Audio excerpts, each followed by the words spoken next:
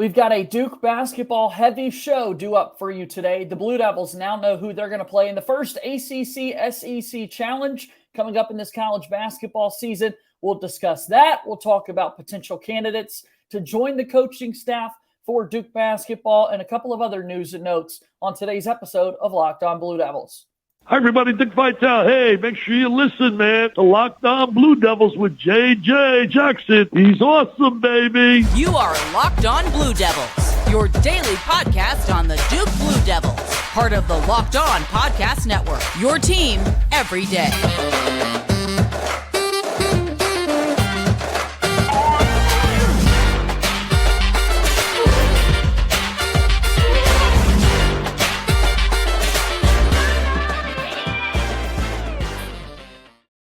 Hello, everybody, and welcome into another episode of the Locked On Blue Devils podcast. My name is JJ Jackson. It's so great to have you here with us on this Thursday, June 29th, 2023. We've got a lot to discuss here on the program today as Locked On Blue Devils is your one-stop shop for all things Duke athletics, talking a lot about basketball news and notes out there right now. We'll have our friend Kevin Connelly back from Durham to go over a number of different topics. If you haven't done so already, please be sure to follow and subscribe to this podcast for free on whatever podcast platform that you so choose. Also, make sure that you take the time to hit that subscribe button on YouTube to watch the show daily, as your support here of the program means the absolute world to us. So, without further ado, let me bring on my good pal Kevin Connelly, the site expert for Durham. And Kevin, here we are. The week is coming to a close, and we keep having a few more news and notes coming out about the Duke men's basketball team. I hope you're doing well, my friend. I'm good. How about you? I can't complain. Thank you for asking. So let's just dive right into it, man. I want to talk about some candidates potentially to replace Amile Jefferson. Just a little fun. We'll throw some names out there that we would love to see take this job. But before we do that, we do have a couple of headlines to talk about with Duke basketball within the last 24 hours. We have learned that first and foremost, talking about that coaching staff, an associate head coach has joined the mix as we've seen a promotion now. Jay Lucas getting an elevation in his role. Tell me a little bit about this decision from Jon Scheyer, Kevin. Yeah, well, you look at it under Mike Krzyzewski's staff, he typically had two associate head coaches. Jon Scheyer just rolled with one in his first year, and Chris Carrawell, and now he elevates Lucas, who it's pretty interesting. He was really that outside hire, no really affiliation to Duke whatsoever, aside being around Durham and growing up around Durham a little bit, but didn't play for Duke, didn't coach with Coach K, none of that stuff. So he was the outside hire coming in from Kentucky. Built up as one of the best recruiters in the country. And you figured with Jon Scheyer and Lucas on the same staff, Duke was going to be a recruiting machine. And, well, they really have been. They haven't lost anything since Jon Scheyer's taken over. But just after 1 year, pretty unprecedented for Duke. He gets elevated from an assistant coach to an associate head coach in just about 12 months on the job. So certainly big news for Duke. He gets an elevated job title. And, I mean, he's probably going to be a name you hear pop up in a lot of head coaching searches, whether it be next year or at least in a couple of years down the line. Really young, motivated, good coach that's probably going to have his crack at a mid-major sooner rather than later. Truthfully, I was a little surprised that Jay Lucas didn't leave. I don't know. I just had this weird feeling that he was so good that after this past season concluded, Kevin, that surely someone's going to take a shot at hiring him to lead their program. So very excited that he's back for another year. The promotion is so well-deserved. Jon Scheyer credits his defensive coaching ability, calls him the defensive coordinator of the staff. Connor O'Neill from Duke.Rivals.com has had a really good story kind of breaking that down in recent weeks about leading that defense. And look, defense is so important, and it's really impressive that Duke has a guy that they can always point to run the defense, and that's going to be Lucas going into another season.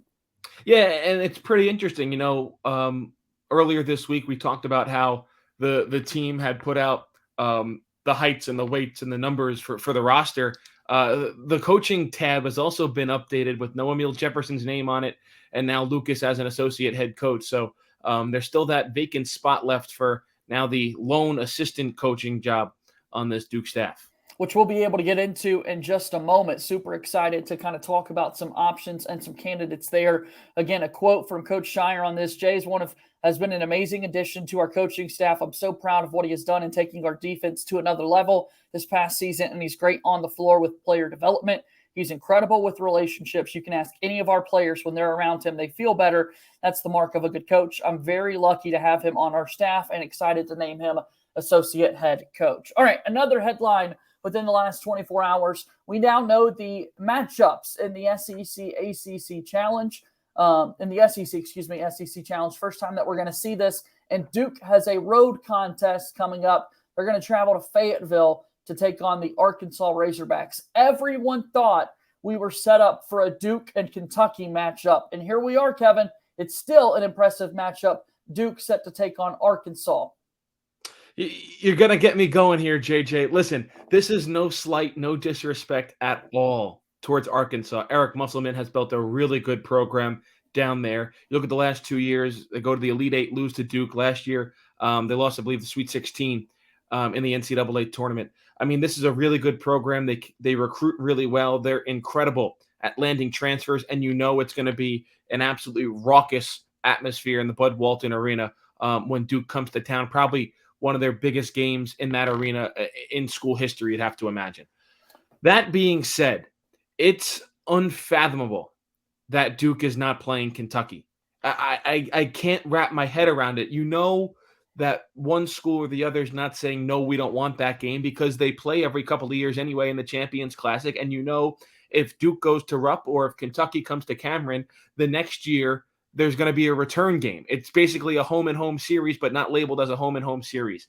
I don't know who specifically sets the matchups. I think a lot of it is ESPN with some input from the conferences and the schools, but they butchered this one big time, because now you look at it, and Duke can't even play Kentucky next year in this challenge because they play next year in the Champions Classic. So you won't be looking at a Duke-Kentucky game either in Cameron or in Rupp till at least 2025. Yeah, and we get these matchups frequently, like you said, with the Champions Classic in place. I think for so many people, it's just the idea of getting to see these at a home venue, which that's a good point I hadn't even thought about. We're going to have to wait some time because Kentucky is due up for the Blue Devils next season in that Champions Classic, and you're not going to play them twice in one season, right? We're just not going to see that happen. So, but focusing on Arkansas, I mean, this is a team that Duke played in the postseason on their run to the Final Four in 2022. It's a 30-year anniversary of Duke taking on Arkansas, led by Coach Nolan Richardson. They played in the national championship game. Unfortunately, Duke lost that one. So there's some history between these two programs, and Arkansas is going to be a good team this year. Mm-hmm. Yeah, Arkansas is going to be a top 20 team. Like I said, what the team Duke draws, there's no ill effects, or there's no bad blood there. Arkansas is going to be a good team. They might even be a better team than Kentucky. It's just like that blue blood matchup, Duke, Kentucky, in one of those iconic venues of college basketball. That's not going to happen. But yeah, you said it. I mean, Arkansas is going to be really good. And the thing is that these two teams have only played 4 games in program history, each team winning 2. But it feels like those games are always big games. Talk about the Elite Eight last year. You talk about that national championship game. When these two teams meet, the stakes are typically pretty high. And obviously, they're not going to be as high in a regular season game at the end of November this season. But certainly, 9:15 prime time on ESPN. A lot of eyeballs are going to be on that game. To think about it, Duke could be the number 1 team in the country if things bode their way in the first couple of weeks of the season. Jon Scheyer will be in Fayetteville, as will Jay Lucas, Chris Carrawell. But who's going to be the other coach on the staff that is a part of Duke basketball going into this upcoming season? We're going to throw out some names that we would like to see on that Duke bench when we come back here on Locked On Blue Devils. Locked On Blue Devils here today is brought to you by our friends over at FanDuel. This is one of my absolute favorite sponsors that we've got here on the network. Take your first swing at betting MLB on FanDuel and get 10 times your first bet amount in bonus bets up to $200. That's right. Just bet $20 and you'll land $200 in bonus bets, win or lose. That's $200 you could spend betting everything from the money line to over under to who you think is going to hit the first home run in a game and so much more. All on an app that's safe, secure, and super easy to use. Plus, when you win, you get paid instantly. No better place to bet on MLB than FanDuel, America's #1 sports book. So sign up today and visit FanDuel.com/lockedon to get up to $200 in bonus bets. That's FanDuel.com/lockedon, as FanDuel is an official partner of Major League Baseball. Moving forward here on today's episode of Locked On Blue Devils, JJ Jackson alongside my pal Kevin Connelly, the site expert for Ball Durham. Give me a plug for balldurham.com. What can we find there from you guys this time of year? Well, we got a lot of recruiting news. Any news and notes scheduling wise that trickles out, well, we're on top of that as well. A lot of stuff. We talked earlier in the week about the NBA draft. Summer League starts first week of July, so we'll be all over that as well. And then saw a couple of social media videos yesterday from the football team. It's almost football season. Training camp starts in just a couple of weeks. And after what Duke did last year on the gridiron, they're expecting to take another step forward this year. So we'll have our football coverage ramping up in just a little bit as well.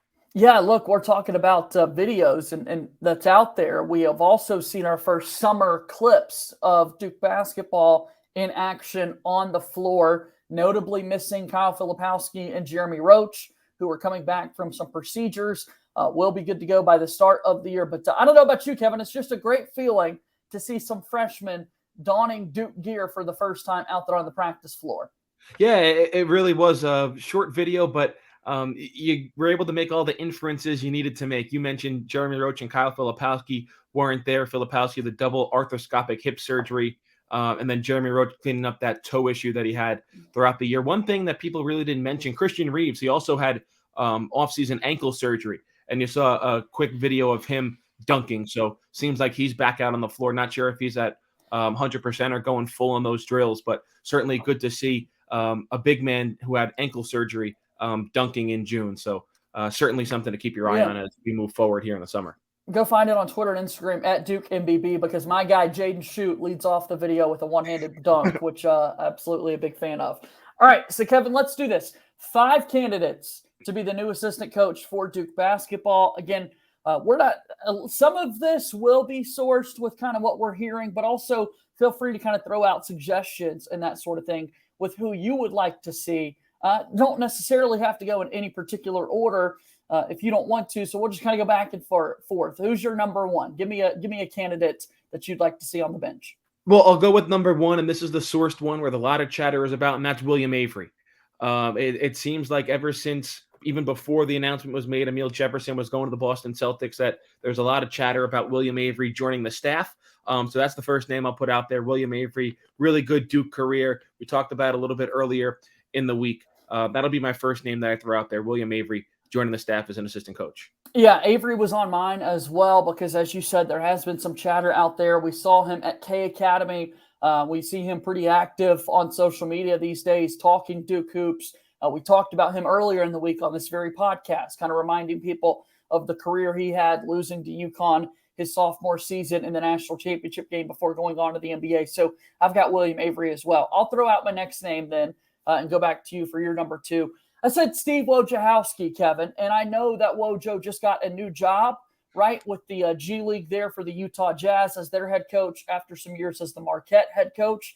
But I don't think it's any – you don't have to commit to that job, right? If there's a spot open on the bench, we saw this past weekend he was in the team room delivering a message to the team. He's still very much dialed in, a really excellent assistant coach who was with Coach K for a number of different seasons. So I would love if there was a world in which Wojo came back to join the Duke staff.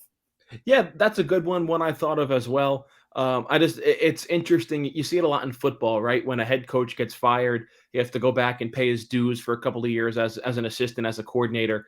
You don't typically see that in basketball. It's kind of like the ultimate demotion, it feels like, if you go from a college head coach and then go back as a college assistant. But good for Wojo lining up as a G League coach. No, he's also done some work with USA Basketball.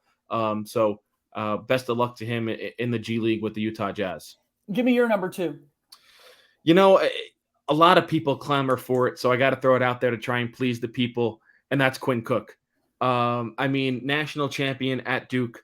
A ton of people love him. He's really active. His professional career has now kind of come to a stop, not really in the NBA much anymore or the G League.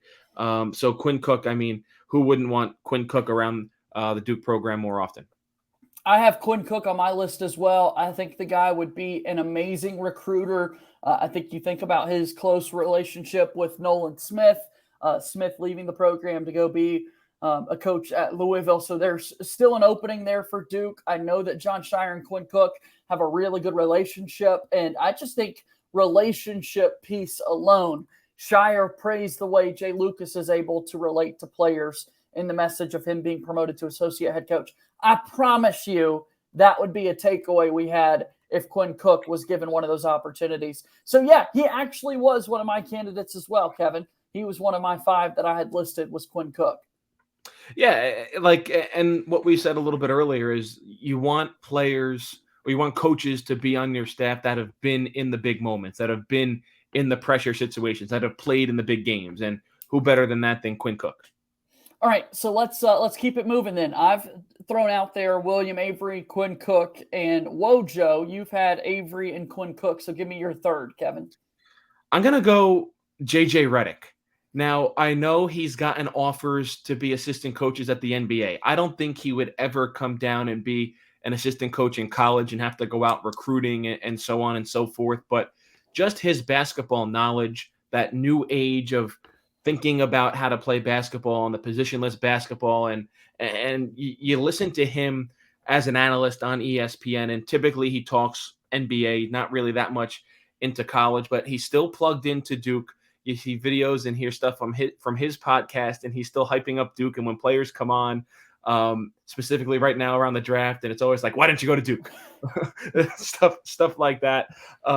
So yeah, I think JJ Redick would be a really positive assistant coach at any level, specifically for Duke, but I don't think that's going to happen anytime soon.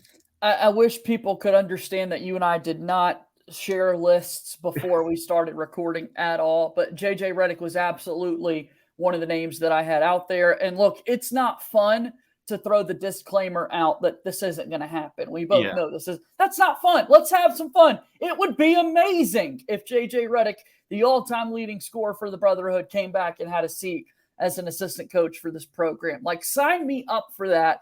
That would be awesome. And to your point, on his podcasts, he openly is speaking about the fact that, yeah, one day he would love to get into the coaching industry. So why not come back and help out your alma mater in that regard? I think it would be epic if JJ Redick were to come back and be an assistant coach for Duke.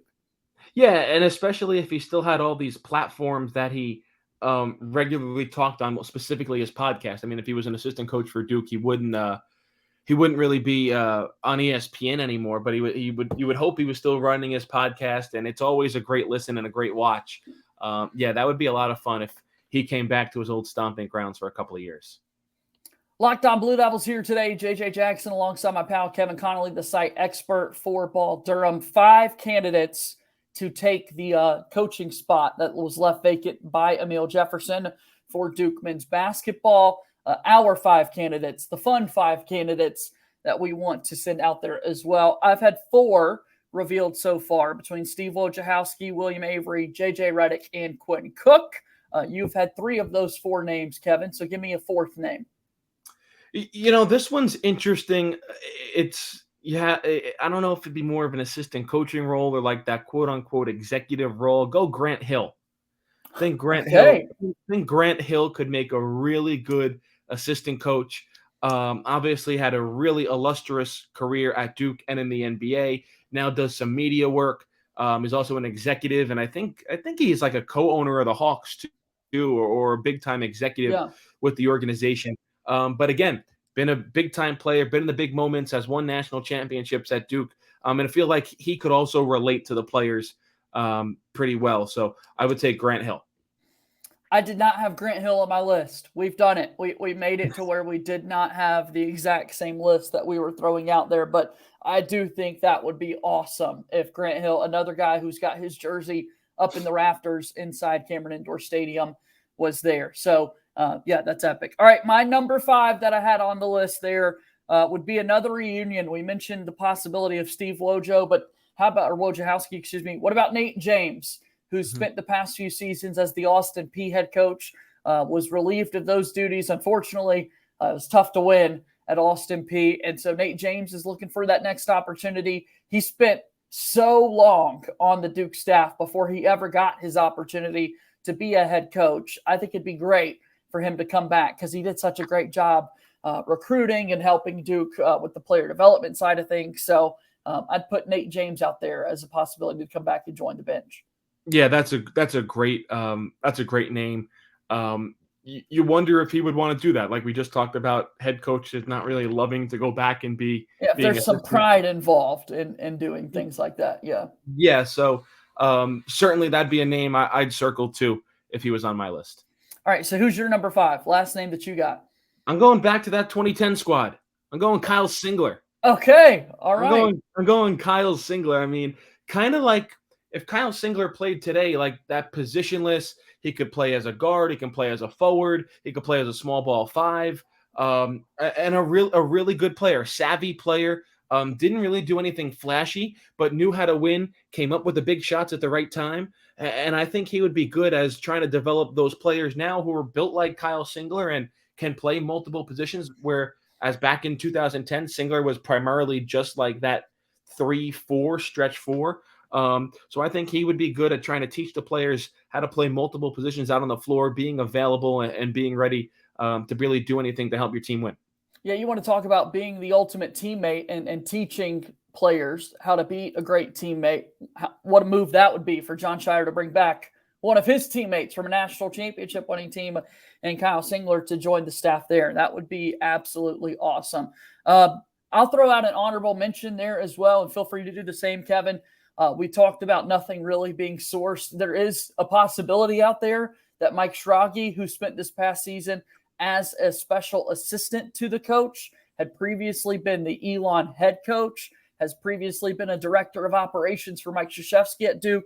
That's kind of an easy promotion to make on your bench there to give him some recruiting responsibilities and to help on the floor. So honorable mention there for Mike Schrage. If there were any other names that you kind of wanted to throw out as potential candidates to join the Duke coaching staff.